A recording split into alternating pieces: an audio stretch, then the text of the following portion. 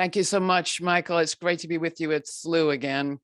So this won't come as a surprise to any of you, but workers have power. Yes, I know that most of you in our audience today know that, but read the recent coverage of the so-called Great Resignation or Striketober, or the victory of the first Amazon union anywhere on April 1st. And there is usually a tone of kind of shock, horror, or even surprise, depending on the outlet. Well, today's guests aren't surprised. They know that workers have always had power when they organize. The COVID pandemic may have exposed more people to that fact and may have led many working people to make some different decisions about their lives. But our guests say collective action has always been powerful when we use it. Indeed, they argue that many more of us need to do it much more often in many more aspects of our lives. They say that collective bargaining is not only for workers as workers, it's the way we build. And the way we build not just a better democracy in this country, but our democracy building muscles for all sorts of change making. It's through that kind of practice that we improve our lives now and make our way through the dizzying years of automation, gigification, and alienation, the economy that we have now, in other words, to get to the future we need, which is the title of their book. Sarita Gupta was for many years the executive director of Jobs with Justice until her co-author on this book, Erica Smiley, took her job. Now, Smiley, as she says she's been known since about age 7, is the ED at Jobs with Justice, and Sarita had to find herself another gig, which she did as vice president of the Ford Foundation, where she oversees all US programs. Both are longtime organizers, activists, and well, advocates of every kind, as you'll see. And their book, just out from Cornell University Press, is full title, The Future We Need, Organizing for Economic Democracy in the 21st Century. Well, both of you, thank you so much for joining us. It is a pleasure. I don't really quite know where to start, but you know what? It's always helpful to kind of ground ourselves. So why don't you begin by telling me, well, if you want to, where you are, but where your head's at, who are you thinking about, what's on your mind as we start this? And let me start with you, Smiley. Laura, it's so awesome to be here, and I love that introduction. So cheeky. I just have so much on my mind right now. I was actually just texting with Sarita. You know, I've been spending a lot of time supporting workers at Amazon who are organized throughout lots of different organizations and unions and structures, and trying to maximize alignment where possible, but also not over coordinate. This is definitely one of those moments of letting every flower bloom and really testing what strategies would actually work to get workers to the table with such a large company that has so much control over our economy and our country, our body politic. You know, it's a monolith, and certainly having more worker governance and just general regulation over this company in general will make a huge difference in terms of our overall democracy. And so I've been in the weeds of that, and I'm really excited to talk to you today about how that relates to the future we need and some of the thinking that Sarita and I have been putting together, but also the historical context, which I think is really valuable, especially when you think about the workers from Bessemer.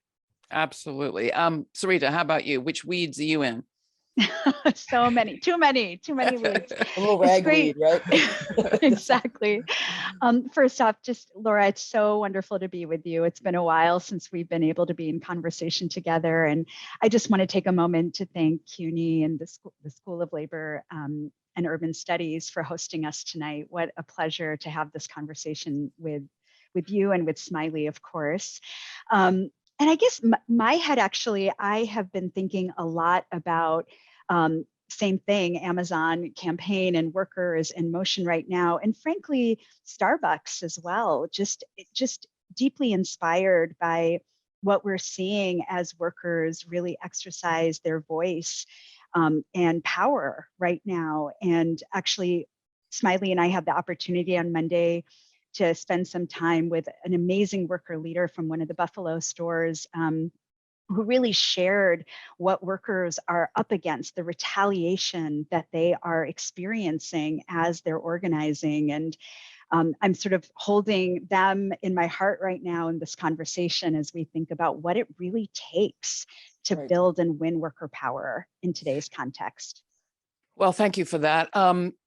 I will say, it's the media is never too far from my mind, the state of our media, and reading your book reminded me of just how poorly informed we are about some critical topics, including collective bargaining. So I hate to do this to you, but can you just start with reminding us what it actually is? And maybe you want to talk a little bit about why we are so poorly informed. Sarita. Sure. Well, at its best, collective bargaining is when workers are able to join together collectively and negotiate with their employers on a range of issues, including their wages and working conditions, and really exercise their collective voice in shaping some of the decisions that are impacting their lives in their workplaces. And what we why we don't know a lot about it and why the public has such little understanding of collective bargaining really speaks to some of the history that I'm sure we'll get into in depth. But just to say that over the last at least 4 decades, there's been a concerted attack on unions. There's been a concerted attack on collective bargaining as a means by which workers can actually win power in their workplaces. We've seen the development and support of a growing union busting industry that has made it their business to make people question what unions are, to perpetuate myths about what unions are as third parties or mobs or whatever else. I mean, we can all fill in the blank on this in this conversation. But as a result, more and more of the public is less familiar with unions and collective bargaining. And especially given as a result of the real attacks on unions, the decline in union membership has meant that there are less people who actually have no other people in their lives who are in unions. So which means culturally, it's a tricky moment where the vast majority of the US, workers in the US, people in the US, really don't have a relationship to unions, unfortunately. Well, let's talk about those numbers a little bit. Coming to you, Smiley. I mean, I think the last I saw it was something like 10.3% of workers in the US belong to a union, even though there was more support for unions in principle than we've seen in decades. There was a Gallup poll, I think, put the number at something like 68%, which was huge. But people don't actually know. So maybe you could just pick up where Sarita left off.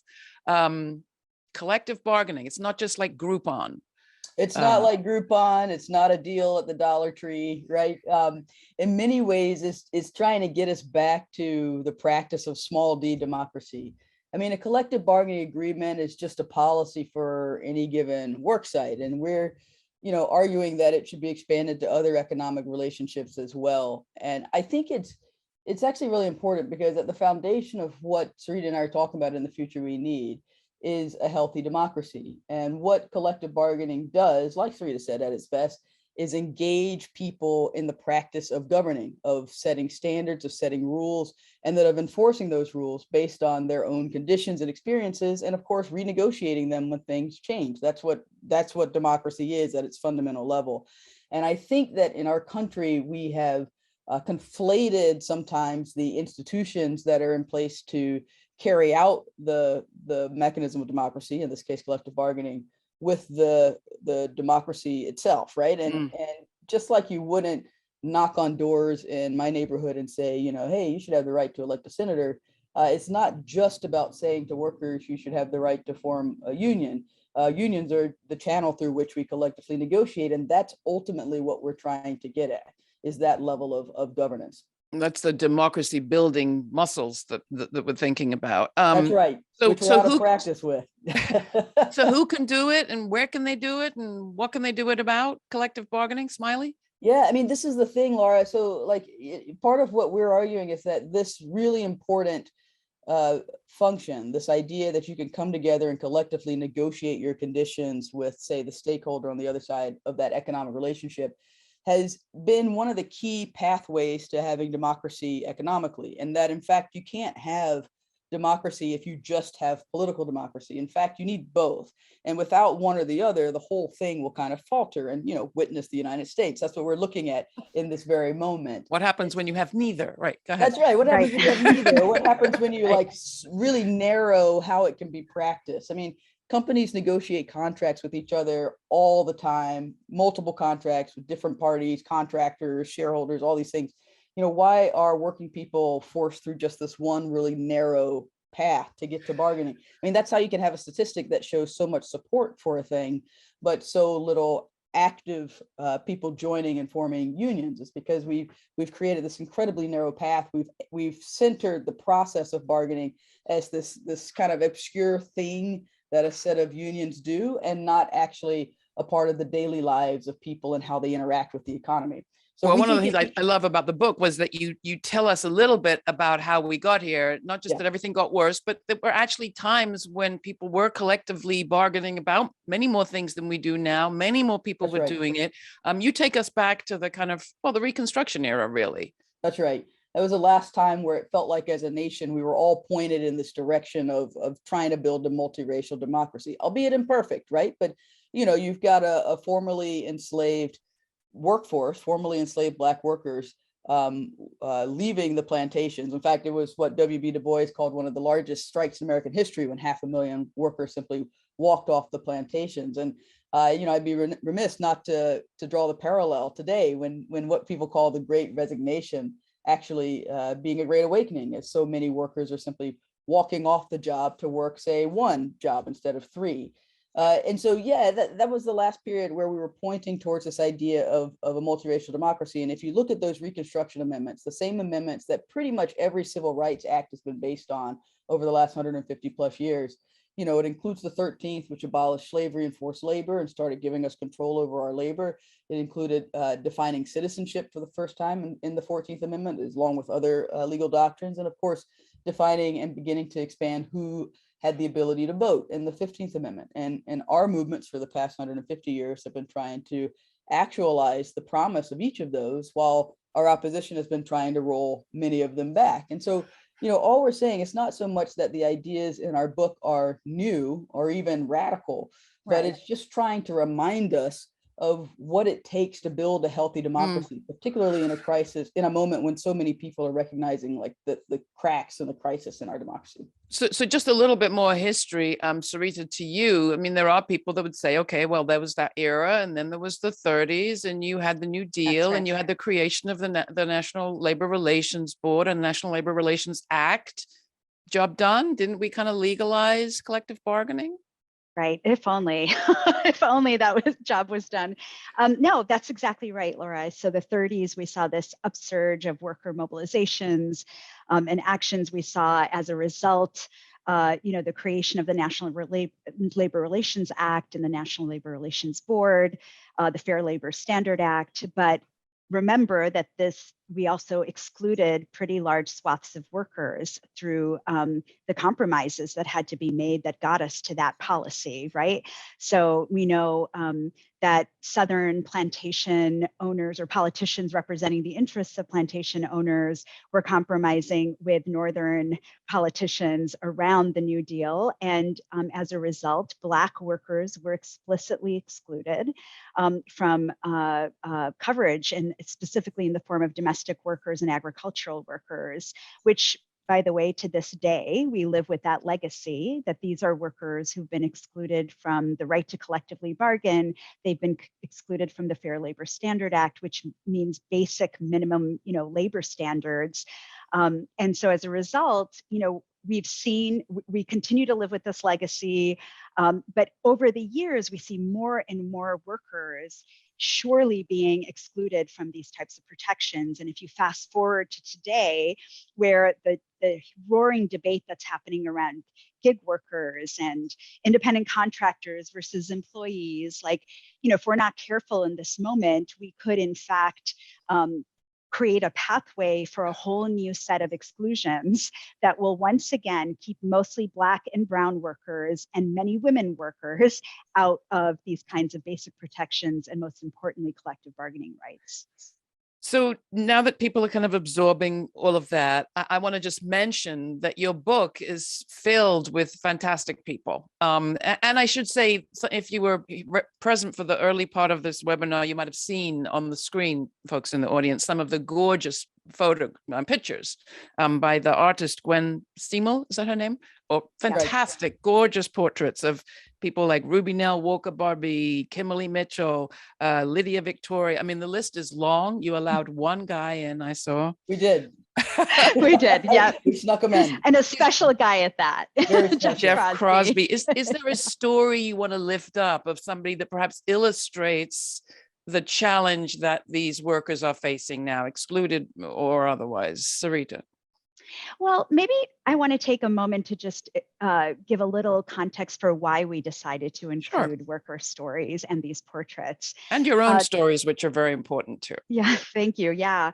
Well, first off, we felt like it was very important to actually tell the stories of the workers in their own words, but also not to just name them as workers who are going to talk about the problems and the challenges that they're facing, but to really lift them up as the strategists that they are, that they in fact know what they need in order to improve their lives. And so the stories really capture both the ways in which they developed strategies, the ideas they innovated on, the lessons they learned about how messy democracy is, to how hard all of this is, to how they were actually personally transformed by the whole process.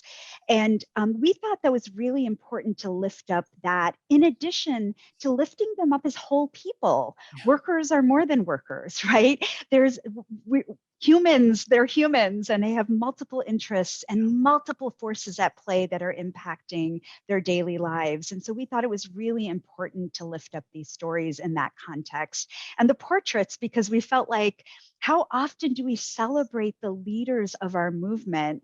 Often we walk into buildings and museums and you see these portraits, and it's usually an older white guy.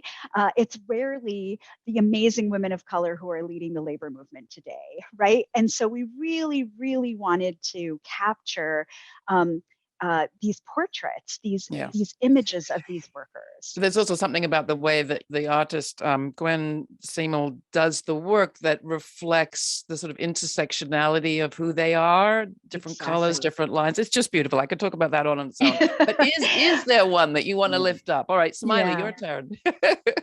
You know, there are. It's hard to choose just one, but I'll pick one that Sarita was responsible for leading the interview. We got to split them up, and so in some ways that one, it's kind of nice because I can read it with fresh eyes. But speaking of the one guy who fit in, part of why he's phenomenal, right, is because Jeff was able to tell us a story of what automation has looked like over the years, and helped to really, through the lens of his experience with General Electric and the factory of the future, understand that it's not so much automation that we should be worried about or even concerned about, but that it's the role of workers in defining new technology. And I still can't get over his story about the transistor radio and how everyone thought it was going to somehow be the demise of things. And then, there's like an upgrade around the television, and like, you just keep having these moments throughout history, regardless of which technological boom it is, that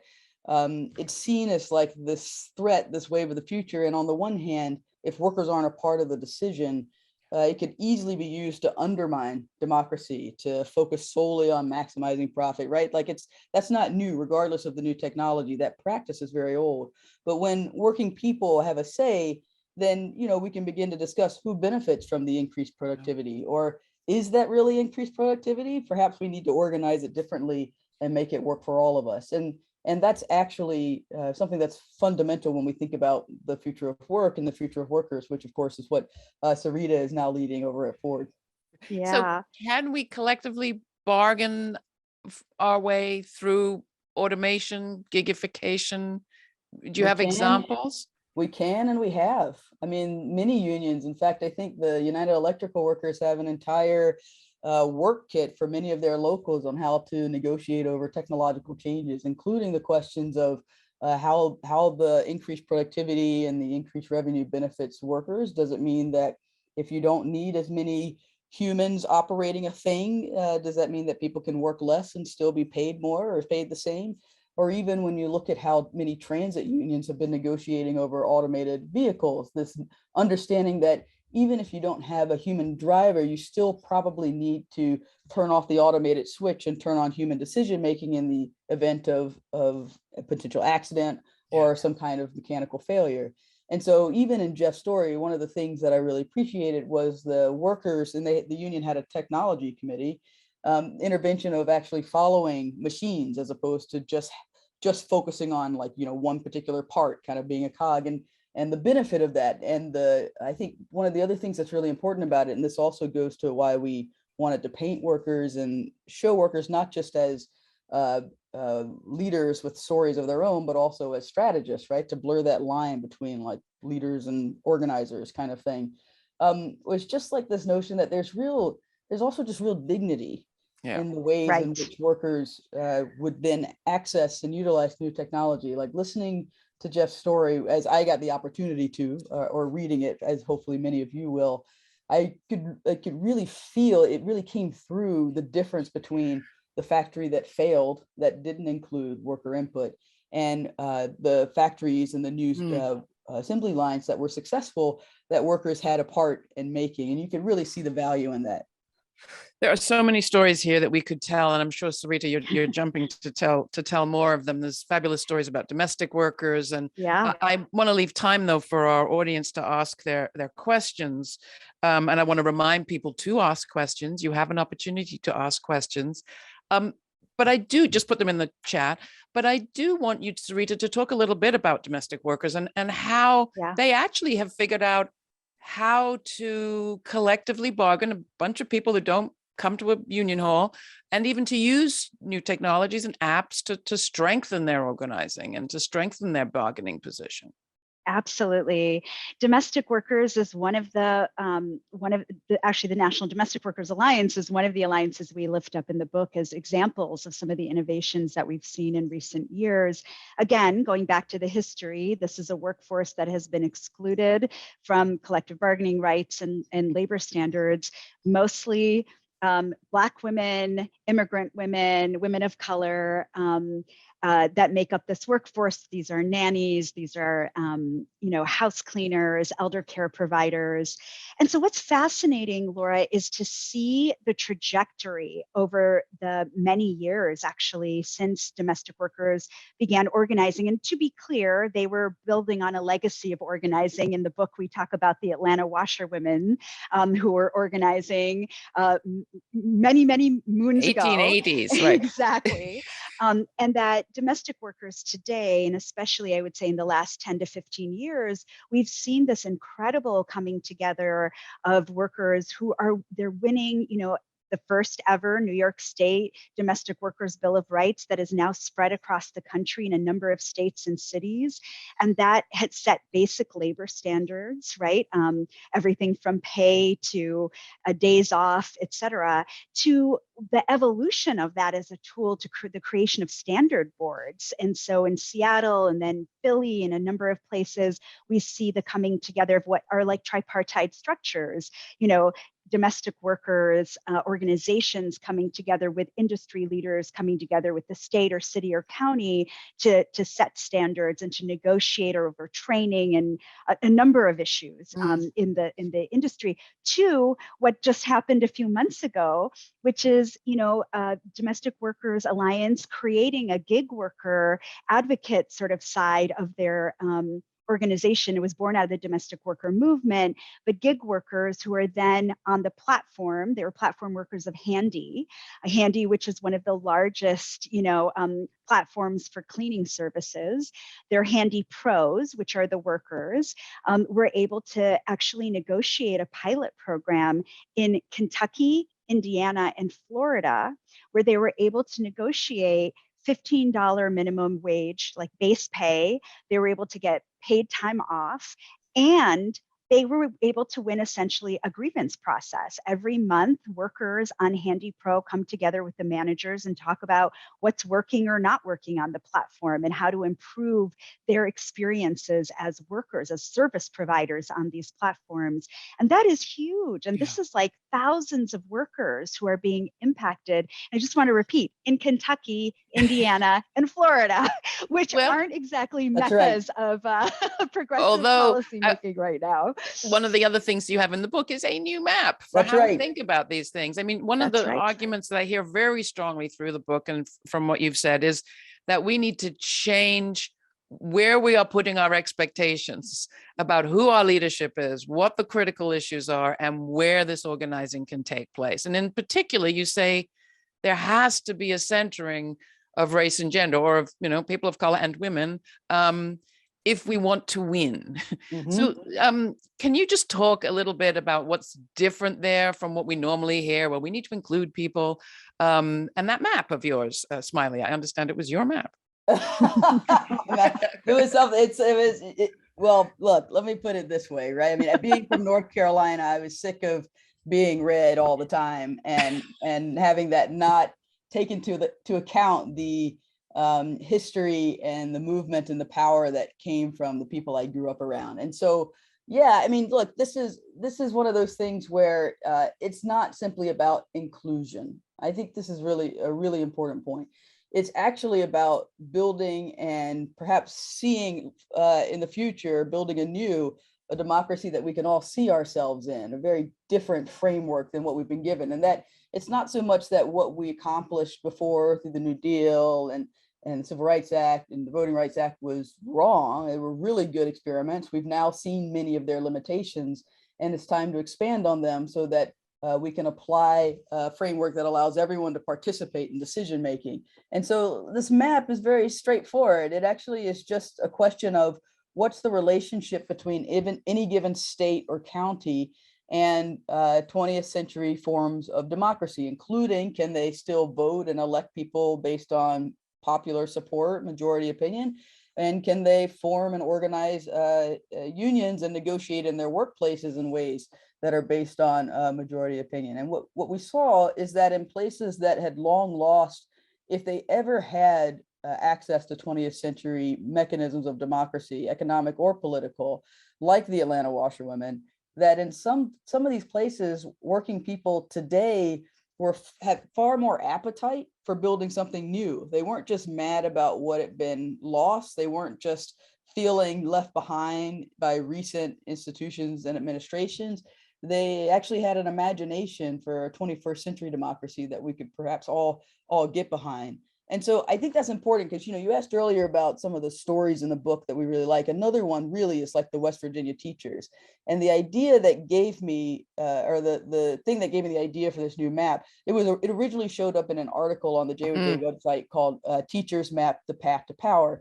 And it was because the three counties that first walked out in those historic teacher actions in 2018 that we were all moved and motivated by were Mingo, Wyoming, and I should, you know, you would think I would learn the third one by now. I always forget the third one, and they should totally chastise me about it. But there are the three counties at the bottom, and you would think because they were the first ones who took courageous action that they were like the left vanguard of the state.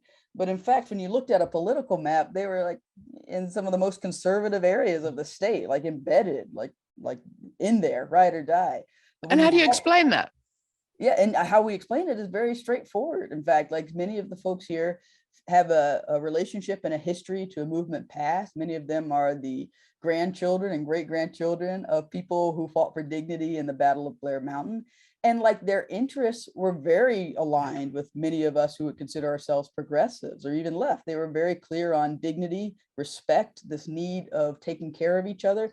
In fact, the teachers would sometimes, one of the teachers told me, who's in the book, actually told me the story of how her husband worked as a medical technician and like would make sure that he texted her and other teachers every morning if one of the students had a parent or older sibling who had OD'd or who had a problem, so that they could adjust and ensure that that student was taken care of and had wraparound services. That's what community looks like. That's what collectivity looks like. Right. And if you see those values don't always show up in a political map, but those values drive people to act in ways that we might underestimate. And so as organizers, if we aren't looking for that, if we're just looking at the political map, if we're just thinking about the muddy middle and the soccer moms and whatever the pollsters tell us, we'll actually miss the opportunity to see people take real courageous action. And Laura, just one other thing here, because you asked about race and gender, I want to be really clear. Like, again, it's not simply about inclusion, because we don't want to be included at a broken table. We sometimes want a new table, right? And I think many working class white workers, right, have the same reaction. They want a new table. And so what's really exciting about the yellow states on that map, and where many workers are in motion, including workers at Amazon, workers in my home state of North Carolina, just voted at Starbucks and Boone to form a union. There's a new Amazon committee in Durham, right? So like there's a lot of momentum happening even outside of the traditional locations. And I think it's critical, because what it actually shows us is that not only do these workers have a new appetite, but the thing that's motivating them, right?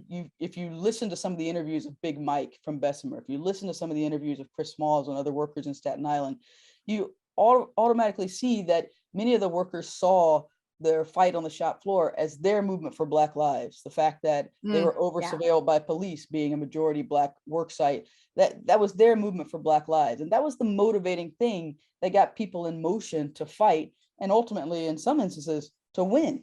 And so that's why we say it's the key to winning. And we have many more. I want to come back to this, and Sarita, I want to come back to this again in a global sense about one of your global examples. But before we do that, I just want to ask the two of you, the other thing that I see, and I saw in West Virginia, and we just put in the chat a link to the piece that we just did about West Virginia, was that not just West Virginia, but some of the more surprising organizing that we've seen in the last few years, whether it's teachers in Chicago or the teachers in West Virginia, is their idea of what is within their purview to organize about. That they organized the entire school, including the janitors, that they would not accept to be compromised just their workplace or just their level of work.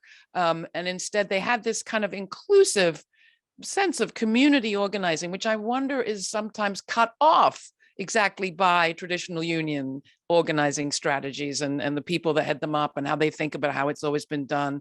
And I wonder if you see a sort of synchronicity there, because I mean, the story we just did about West Virginia was about a labor union, for sure, the AFT, but they're organizing people to deal with those wraparound services for everything from a garden to a new building to shop fronts to, well, you name it.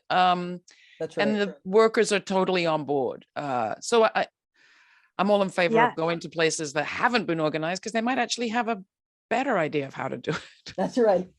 Am I allowed to say that on this program? Sarita, go.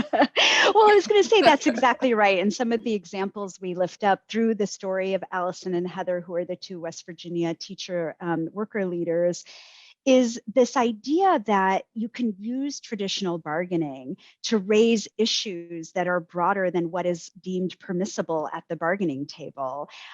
It's, really seeing bargaining as a site of struggle.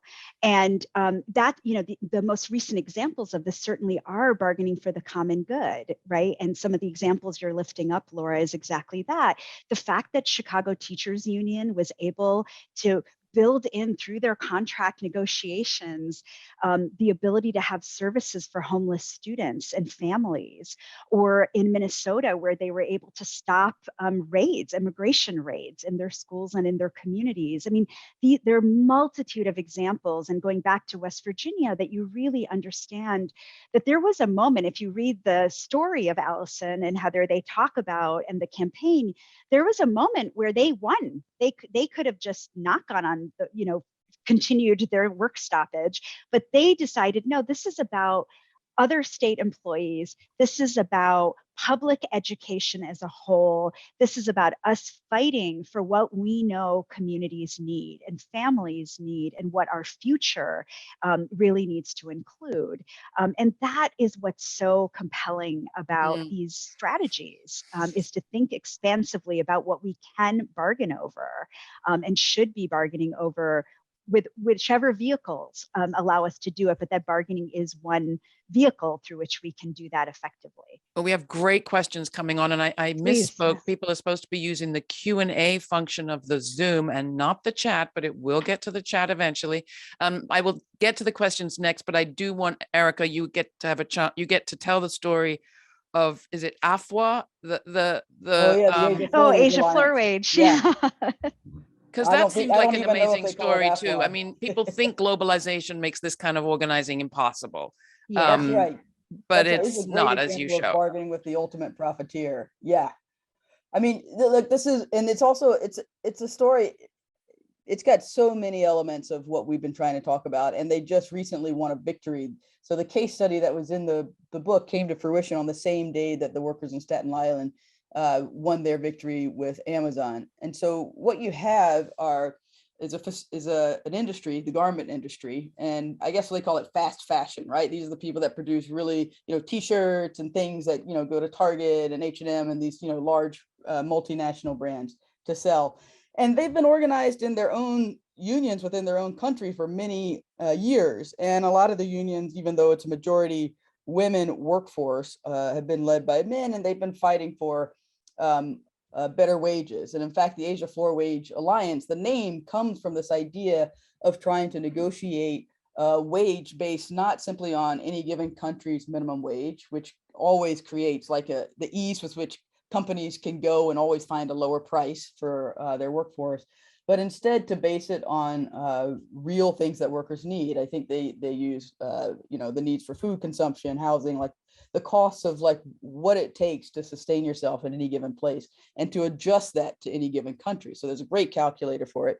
But what they found was that they weren't able to get brands to the table just talking about the wage, and we've seen many attempts at global bargaining. We've seen like these big global framework agreements from the global union federations, the GUFs. We've seen, perhaps in 2012, after the fire in Bangladesh, we saw the Bangladesh Construction and Fire Safety Accord, in which some companies did sign on, but, you saw big American companies like Gap and Walmart hold out.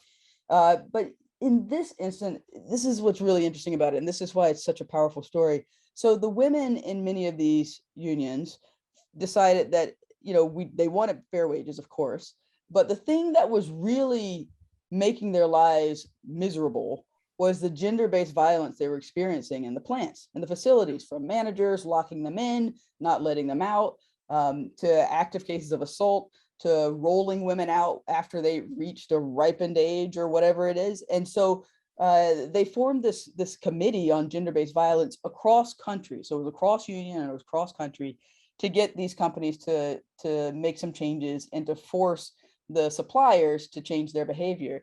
And because this was the thing that was motivating them, and because we know a lot of these brands feel very strongly about their reputation and of course market many of their clothes to women, they got the brands to the table when the leaders of the union couldn't, based on wages. And then they didn't just take that opportunity to negotiate around gender-based violence. They actually negotiated a contract that was far better than what they could have imagined had they just focused on the floor wage. And in fact, it includes this idea of like preemptive retaliation, where if anything happens to a union leader or steward, it's actually the burden is on the company and the multinational brand to prove that they didn't do it, that it wasn't a matter of retaliation, right? And so this is an example of how centering gender and centering gender justice actually got them to the table, by the way, in that case. Cast, right? Got them to the table and got a one of the first global brand bargaining agreements of its kind, something that very well funded and institutionalized groups hadn't been able to do.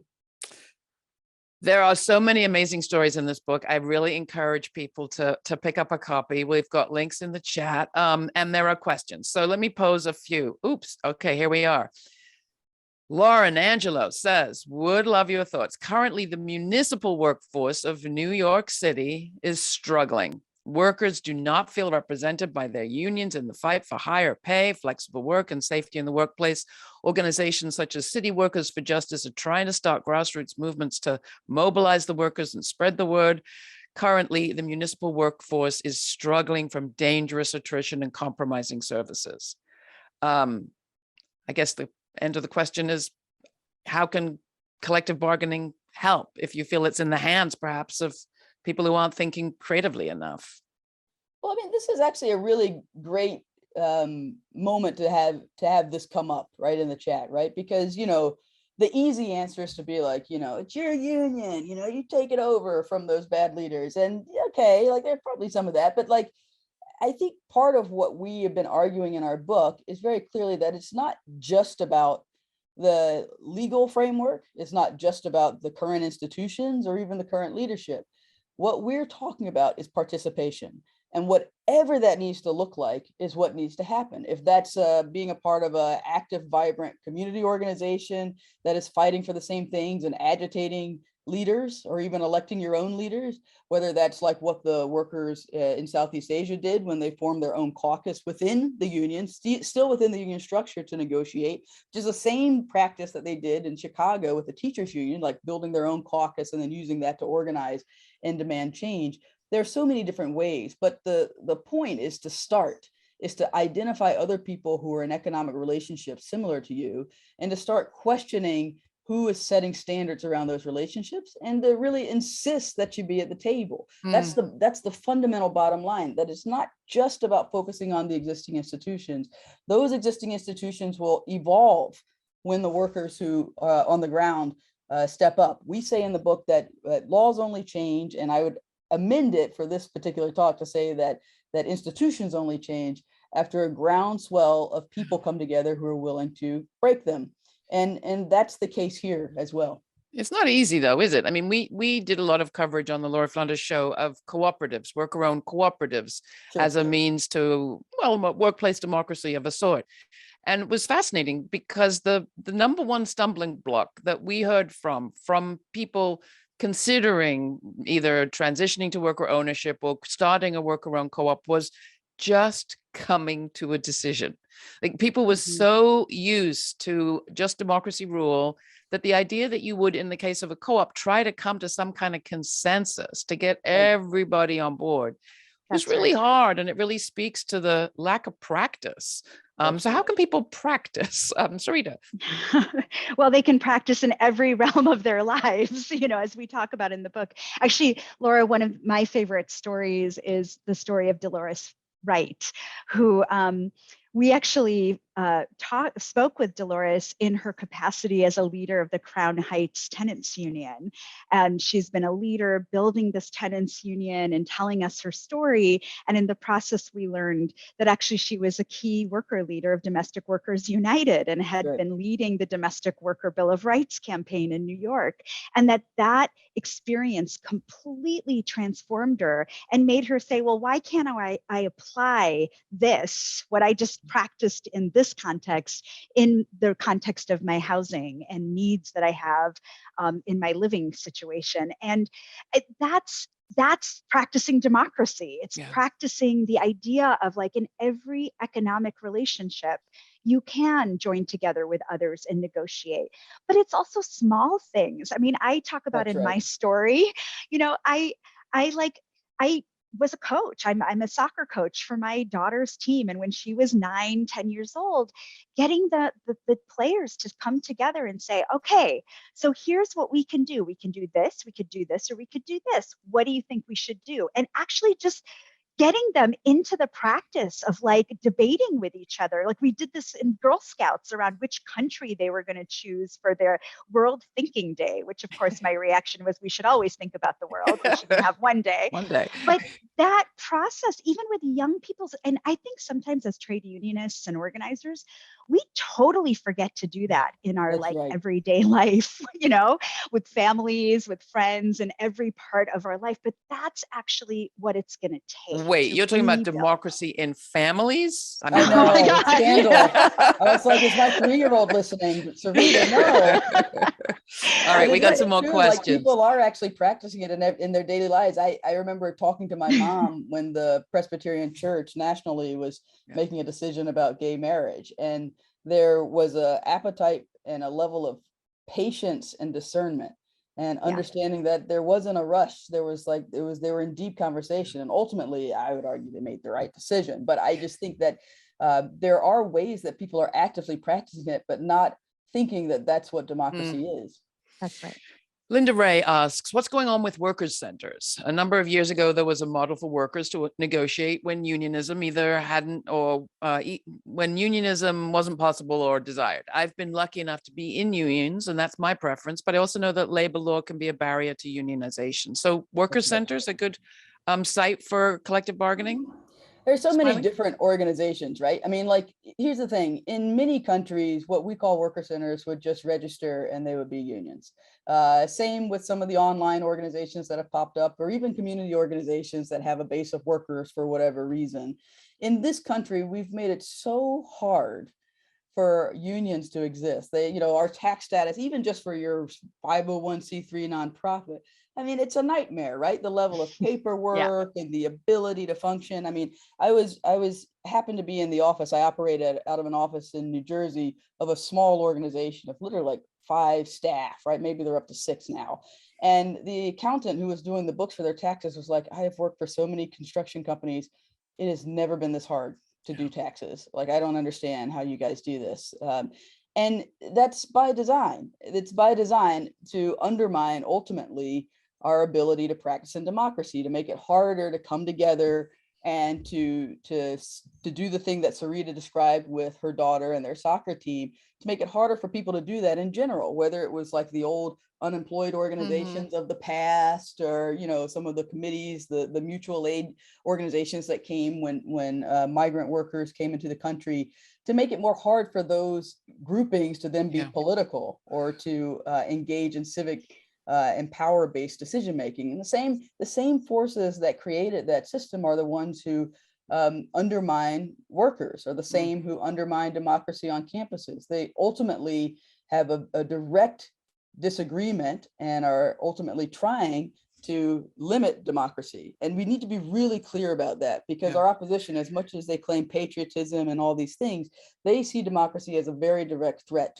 to their power and to their leadership. And being a Southerner, particularly from North Carolina, where our districts are gerrymandered, the minority they've never needed a majority to rule, right? And so this is the fundamental idea that we really want people to digest when we think about collective bargaining, when we think about voting, when we think about democracy, period, is that it is an everyday practice that we should all be able to do in all elements of our lives, regardless of who we work for, where we live, what our background is. It's just the basic practice of consulting, conferring, and ultimately making decisions together about our shared lives. You actually say anti-labor is anti-democracy. And now that you're talking systems, Sarita, you work for our foundation now. Can you have economic democracy under capitalism? Small question. Small question, Laura. Well done, Laura. Well done. You can have economic democracy. We need to have economic democracy, but it's not going to happen unless more people are demanding economic democracy. And that, again, and for us, again, to like broaden the aperture of what we mean by democracy, that democracy movement in our country needs to be about both political voice and political democracy and economic democracy. And if we don't wed the two together, we are not going to get out of the fragility of our democracy today that we see. So I do think it's possible. I think in the book, we lift up the many examples of how that's happening. And I think this is the other point I want to raise, 2 points really quick on the worker center question. Definitely read the book, because we talk about different examples of where worker centers, how they've evolved, what they're doing now, the partnerships they've built. And my domestic worker example is a great example of that. But the second thing I would say is this is a big reason why Smiley and I decided to write this book. We have been very fortunate to have worked at Jobs with Justice, where we got to work at the intersections of worker centers, unions, community organizations, faith-based student organizations. We got to help innovate strategies. And one thing we realized is there's a real lack of a coherence of the story of how the labor movement, the broader worker movement, has been evolving over the last many decades. And this book really attempts to say, this isn't just Amazon workers here and Walmart workers here and domestic workers here and guest workers here. There's actually strategies that are undergirding this work. These are leaders who are trying new approaches, and this is actually how we win. And I say that because these are the elements of how we build economic democracy in this society. Just imagine if we had media that told these stories on a regular basis, not once in a blue moon. We do have you. We have you, Laura, and thank God. This is the blue moon. Okay. Question, what about a union that is set up for people who are unemployed? What if unemployed or underemployed workers gave a small amount of money to a union? There is one for freelance workers. So what about one for unemployed workers that could provide legal support and so on? Who wants to take that? There are some great experiments with this. I mean, first of all, Nadia Dominguez started the Unemployed Workers United, which starts to create like some capacities for unemployed workers to come together online to still engage in the sectors that they were perhaps recently or less recently laid off from. And then you have a series of worker centers, like Sarita said, who are beginning to experiment with these strategies, like a lot of warehouse workers, and you look at these types of large facilities where it's kind of a revolving door. People go in, they come out, they go in, they come out, they're in temp agency, they kind of move around.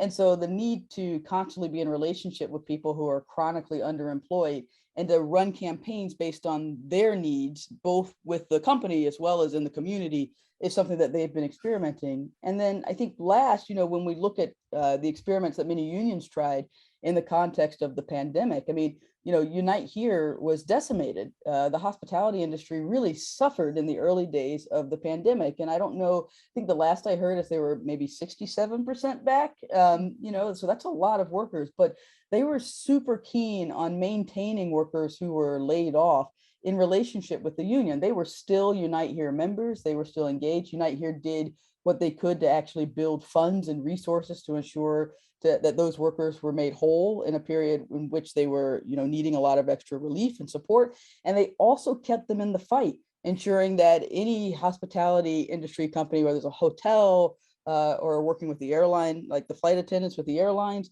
that got relief from the federal government, any company that got tax dollars had to either commit to keeping workers on payroll or to ensure that there was some shared prosperity in that relief. And so I think there are lots of different experiments that get at that question, because it's really important. Because so long as, we say we're in a tight labor market now, and that's why workers have so much power. That's how the very boring economists like to describe it.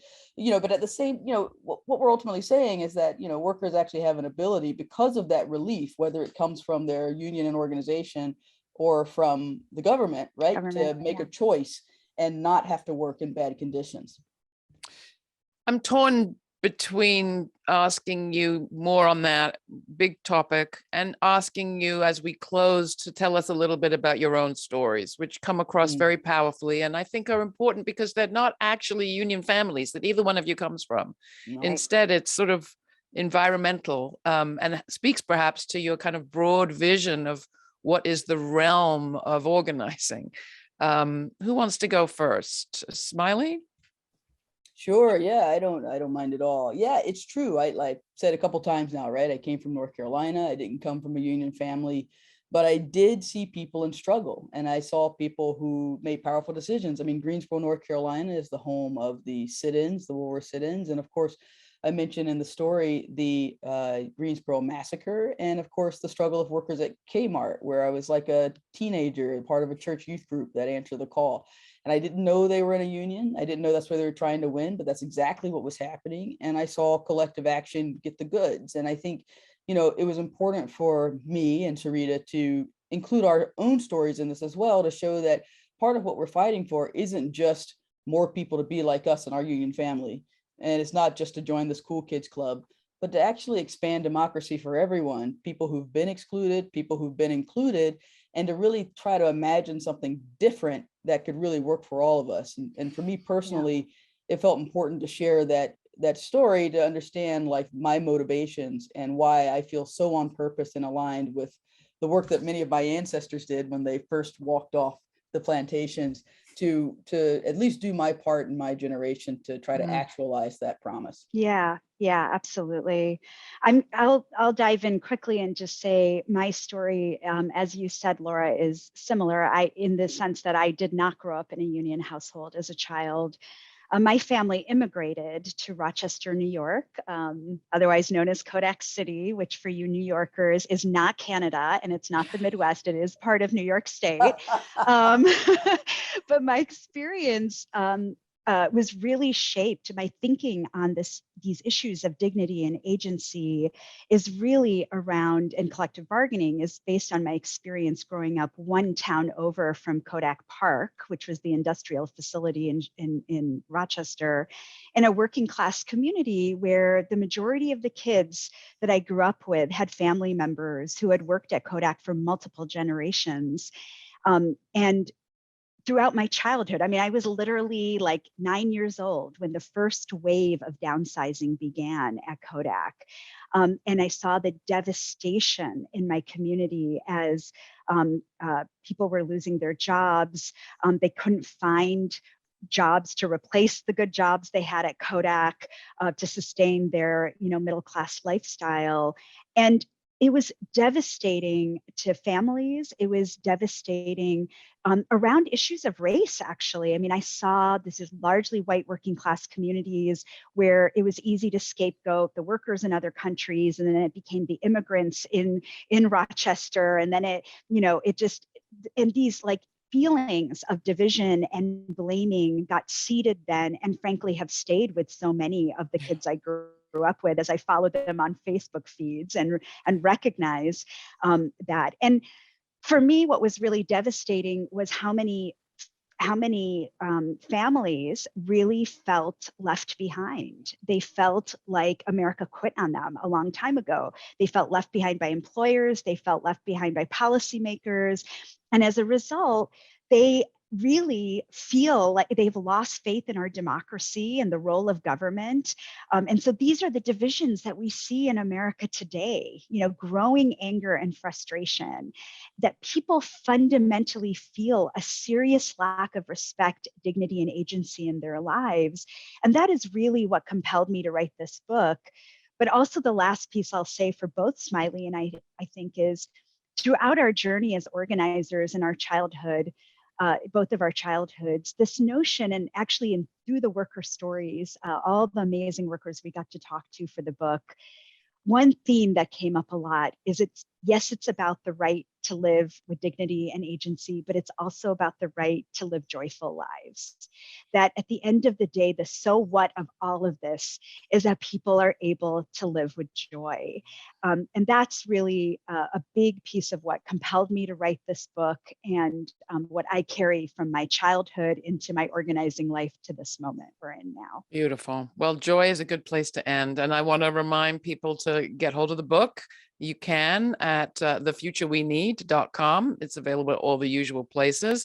And our guests are the co-authors, Sarita Gupta, who's now at the Ford Foundation. She had to go somewhere. Erica Smiley, who is, I'm realizing, a professor at the CUNY School of Labor and Urban Studies. So sorry I didn't mention that before. You must fit that in a month in between being executive director of the Jobs with Justice. The book is, as I said, at thefutureweneed.com. And you can find out a lot more about the SLU, the School of Labor and Urban Studies, at our website. Thanks, everybody, for joining us tonight. It was a pleasure. Truly, I leave full of joyful commitment to collective organizing and bargaining. And I'm going to go negotiate with my family right now. Thank you, Laura. Thank you.